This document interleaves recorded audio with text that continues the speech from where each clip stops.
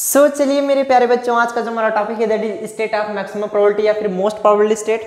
हालांकि हमने इसके बारे में चर्चा किया था कि मोस्ट प्रोबेबल स्टेट में कब होता है, जब हमारा r इक्वल टू n/2 होता है। मतलब हमने देखा था जो प्रोबेबिलिटी आ रही थी दैट इज फैक्टोरियल n अपान में factorial r capital n minus r का फैक्टोरियल इंटू 1/2n। ये फार्मूला हुआ करता था। जब हमारा यहाँ पर r इक्वल टू n/2 होता था तो ये हमारी मैक्सिमम कंडीशन के लिए होता था। मैक्सिमम कंडीशन जब हमारा r इक्वल टू 0 r या फिर बोल सकते हैं r equal to capital N के बराबर होता था, तभी हमारा मिनिमम कंडीशन के लिए हुआ करता था। आप कहोगे सर ये तो बता चुके हैं, तो आज क्या बताएंगे? देखो, हमने तो इसके बारे में बताया था, हमने डायरेक्ट बताया था कि हमने r इक्वल टू n/2 रखा था तो मैक्सिमम आई थी, r इक्वल टू 0 या n रखा था तो मिनिमम आई थी। लेकिन हमने देखा कई बुकों में या कई यूनिवर्सिटी में, हालांकि सभी यूनिवर्सिटी में तो नहीं आता है, कई यूनिवर्सिटी में पूछ लिया जाता है कि so that maximum condition of any the probability of maximum condition is n/2 या फिर so that r equal to n/2। कुछ भी पूछ लिया जाए, मतलब आपको स्टेट ऑफ मैक्सिमम प्रोबेबिलिटी को प्रूव करने के लिए क्वेश्चंस भी पूछता है। आपको प्रूव करके दिखाना पड़ेगा कि आपकी जो मैक्सिमम कंडीशन के लिए r इक्वल टू n/2 आना चाहिए। प्रोबेबिलिटी होती है मैक्सिमम कंडीशन के लिए वो r इक्वल टू n/2 आता है, ऐसे क्वेश्चन पूछा गया है। सो आज हम प्रूव करेंगे। मिनिमम के लिए नहीं आता, मिनिमम के लिए r इक्वल टू n या फिर r इक्वल टू 0 ये पूछा ही नहीं जाता, कभी भी नहीं पूछा गया, ना तो टॉपिक में है, ये पूछा जाता है, ये r इक्वल टू n/2। सो हमारा टॉपिक आज यही होगा, हम कैसे प्रूव करेंगे r इक्वल टू n/2। चलिए स्टार्ट करते हैं। सिंस वी नो दैट, लिखेंगे since we know that probability of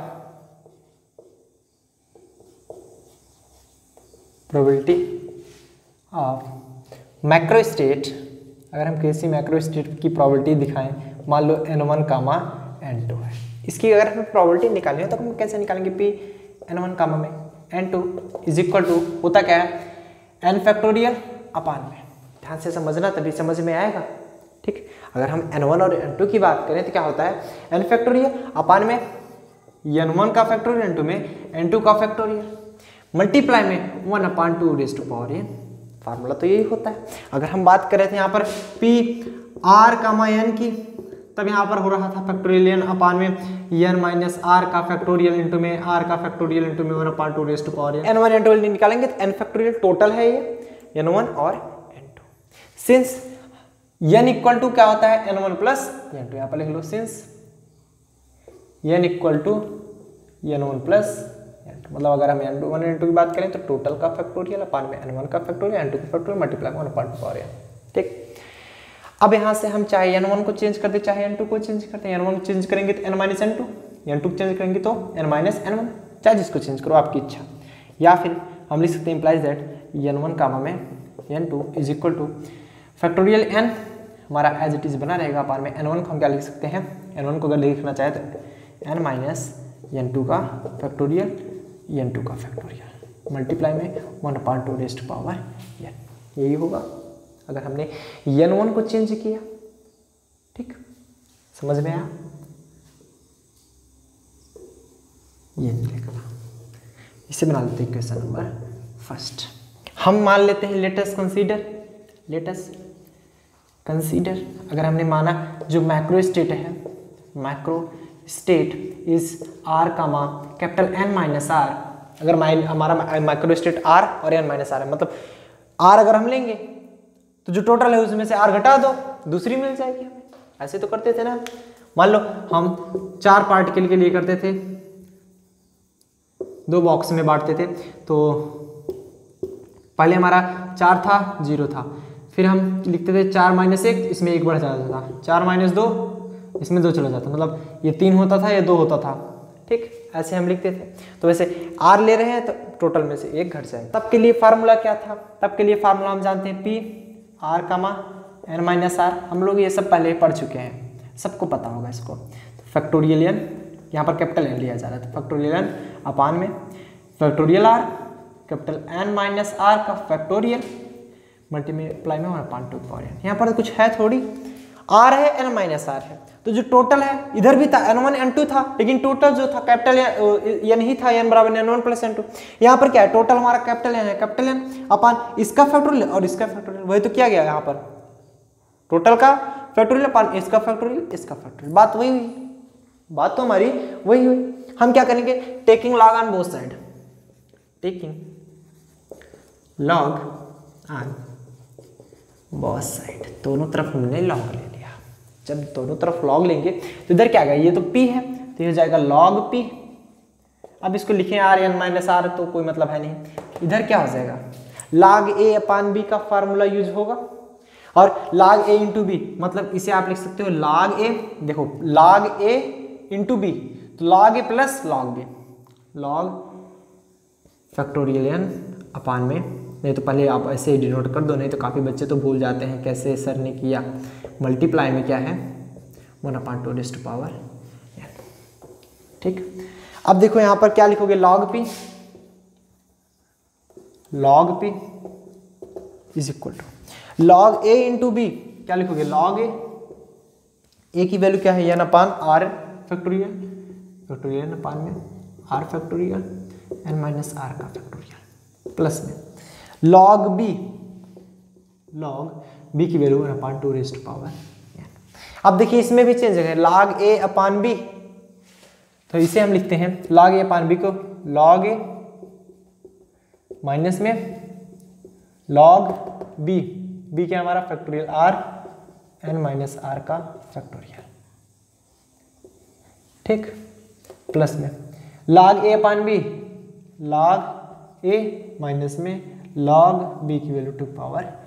इसमें देखिए अब भी एक फार्मूला बचा है, log a into B, log a plus log b, ये भी हम थोड़ा सा और डिराइव कर लेंगे, डिराइव कर लेंगे कि log p equal to log factorial n minus में log a plus log b करोगे, माइनस से मल्टीप्लाई होगा तो माइनस log r हो जाएगा, माइनस में log n माइनस r हो जाएगा। क्यों, क्योंकि log a plus log b होता है, माइनस से मल्टीप्लाई करोगे माइनस log r और minus log n minus r, plus में आपका बचा क्या log 1 की वैल्यू 0 होती है, तो इसकी वैल्यू क्या लिखो दोगे 0, माइनस में log 2 पावर n है तो n आगे चला गया, n log 2 बचेगा।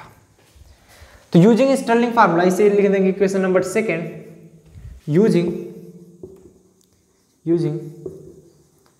Stirling formula. स्टर्लिंग फार्मूला क्या होता है कि अगर हम log फैक्टोरियल n की बात करें, n log n माइनस में n होता है, तो हम फ्रॉम इक्वेशन सेकेंड ये लिख सकते हैं, फ्रॉम इक्वेशन सेकेंड हम इसकी जैसे लिख सकते हैं log फैक्टोरियल n की जगह n log n minus n, just लिखना चालू करिए, इधर तो फैक्टोरियल है नहीं तो log पे रहेगा हमारा, log फैक्टोरियल n है तो क्या हो जाएगा n log n माइनस में n होगा। log r की बात करें माइनस में, log r की बात करें क्या हो जाएगा r log r माइनस में r, फिर माइनस, अगर हम बात करें log n माइनस r की क्या हो जाएगा n minus r log n minus r minus में n माइनस r, यही तो होगा। अरे भाई होता क्या है कि r log r minus r, वैसे r log r minus r हुआ, यहाँ पर n की वैल्यू क्या है n माइनस r, जहाँ जहाँ n है n log n minus n, जहाँ जहाँ n है वहाँ पर n माइनस r रखेंगे, माइनस में n log 2, तो n इंटू log 2 की वैल्यू होती है 0.3010, ठीक, तो इसको हम क्या लिख सकते हैं n log n माइनस में कैपिटल N माइनस में r log r minus minus plus r minus ये हो जाएगा हमारा n minus r log n minus r, minus इधर मल्टीप्लाई होगा तो minus minus plus capital N, देखने का माइनस n होगा तो माइनस माइनस प्लस, फिर माइनस माइनस प्लस इधर हो गया, माइनस से मल्टीप्लाई करो क्या हो जाएगा माइनस r माइनस में 0.3010 n, ठीक। अब देख सकते हो इधर माइनस n है इधर प्लस n है, हट जाएगा, इधर प्लस आर है, इधर माइनस आर है, कटता नहीं, हमेशा घटता है, ये ध्यान रखना। तो वैल्यू हमें क्या मिली, n log n माइनस में r log r माइनस में n माइनस में n minus r log n minus r minus में 0.3010 n। ठीक, ये वैल्यू मिली हमारी log p की। बहुत सिंपल है, कुछ तो है नहीं इतना तक। इक्वेशन नंबर 3 हमने बना लिया। ठीक, अभी तक हमने क्या किया फिर समझेंगे। हम जानते हैं n1 n2 की वैल्यू इतनी आती है, rn माइनस r की वैल्यू इतनी आती है, हमने log ले लिया। log लेने के बाद ऐसा कुछ हुआ तो log a इंटू बी का फार्मूला लगाया ना, log a into B, log a plus में log b। अब यहाँ पर भी देखिए log a अपान b का फार्मूला यूज होगा तो log a माइनस में log b प्लस में log a अपान b तो log a माइनस में log b। ठीक, अब देखिए यहाँ पर log फैक्टोरियल, अब देखिए log a into B, log a plus में log b, माइनस मल्टीप्लाई करेंगे तो माइनस log r माइनस में log n माइनस r हो जाएगा। log 1 की भी वैल्यू 0 होती है तो log m की पावर n, ये हम जानते हैं n log m होता है, तो n log m। ठीक, हमने जानते हैं स्टर्लिंग फार्मूला से factorial log factorial n equal to n log n minus n। हमने इसको तोड़ दिया, log p की जगह log p, log factorial n था तो n log n minus n, फिर माइनस में log फैक्टोरियल r था as it is, log n minus r था एज इट इज, 0 तो 0 हो गया, ये हमारा log 2 की वैल्यू 0.3010। फिर हमने क्या किया कि माइनस से मल्टीप्लाई कर दिया जिसमें n और r हमारे कट गए, वैल्यू जो बची हमने वहां पर लिख दिया। यहाँ तक तो सबको क्लियर होगा, सबको क्लियर। ठीक, देखेंगे यहाँ पर for maximum probability, maximum probability के लिए जो d अपान dt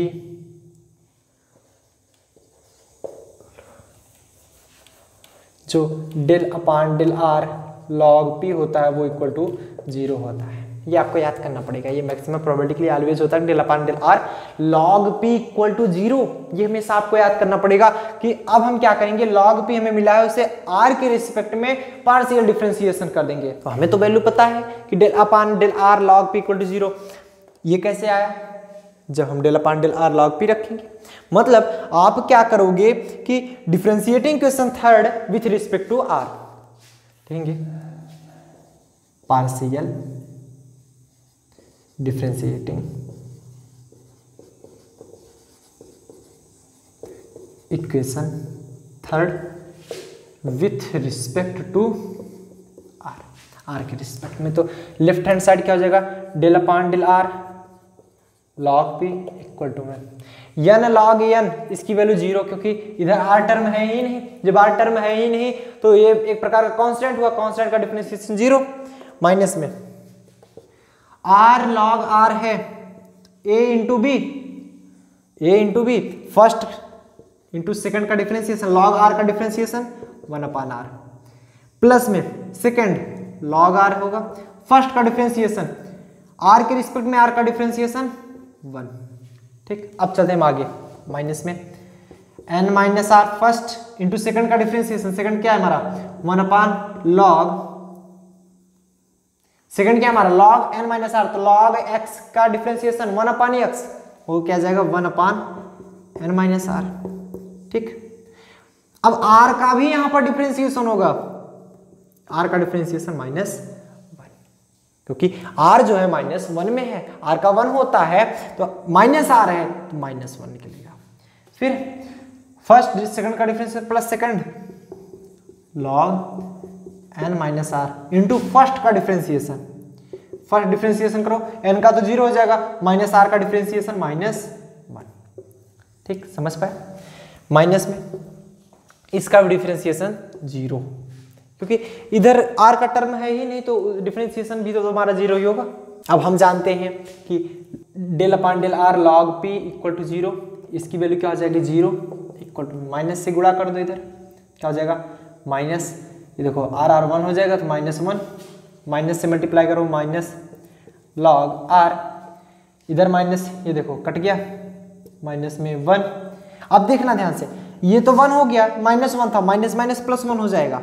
ठीक, अब माइनस से इधर मल्टीप्लाई कराओगे तो ये तो ऑलरेडी माइनस था, माइनस माइनस प्लस हो जाएगा, प्लस में ये समझना ध्यान से, क्या हो जाएगा log n minus r।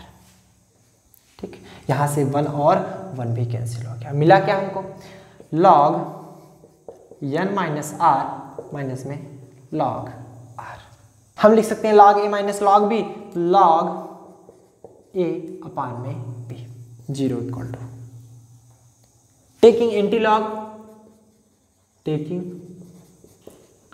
Antilog on both side, दोनों तरफ हम क्या लेंगे एंटीलॉग लेने पर। जब एंटीलॉग लेंगे तो क्या होता है log बेस में e यहाँ पर लिखा जाता है, log बेस में e होता है, क्या हो जाएगा ये बेस में e है, इसका पावर 0, e की पावर 0 इज इक्वल टू क्या होगा n माइनस आर अपान में r, यही तो होता है।